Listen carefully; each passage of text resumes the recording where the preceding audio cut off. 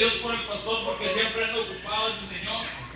Le doy gracias porque Dios ha bendecido a mi pastor. Le digo, ¿qué hace, pastor? Nada, voy en camino. ¿Allá dónde va? Voy al seguro. Ah, está bien. ¿Y qué va a hacer, hermano? Nada, voy a orar por una persona. ¿Y lo conoce? ¿Cómo se llama? No, pues, no. Aquí le tengo que contar un papel, yo voy para allá. Le digo, pastor, ¿va solo?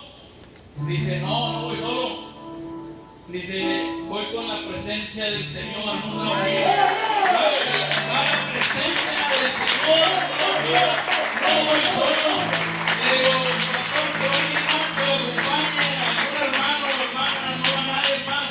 Dice, no va nadie más. Digo, espérame, hermano, ahí voy para allá. En un ratito llego por ahí con usted.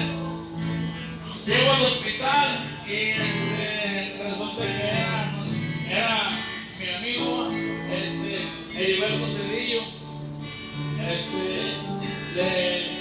Ahí tenía mangueras y quién sabe qué tanto rollo tenía ahí. Y él iban a trasladar a la ciudad de Monterrey. Y hicimos una oración por él. Él aceptó a Cristo en su corazón y él dijo, bueno, lo demás se lo va a platicar él. Aleluya, gloria a Dios. Me detectaron líquido en el pulmón. Me sacaron 4 litros y medio aproximadamente. El líquido de dentro del pulmón. Me dijeron que cuando pasa eso es algo grave, es un tumor, es un cáncer, es algo feo. Pero la oración fue muy grande. Cuando estaba en Monterrey me sacaron el líquido de mi pulmón. Y al final de cuentas me dijeron, no sabemos por qué te pasó eso, no sabemos por qué tenías líquido en el pulmón. Estás sano y te puedes ir para tu casa. La pregunta es,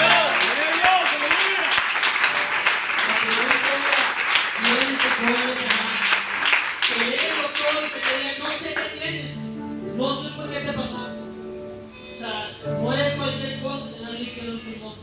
Es algo grave. Pero cuando te dicen, no sé qué tienes, estás sano, es porque es obra de Dios.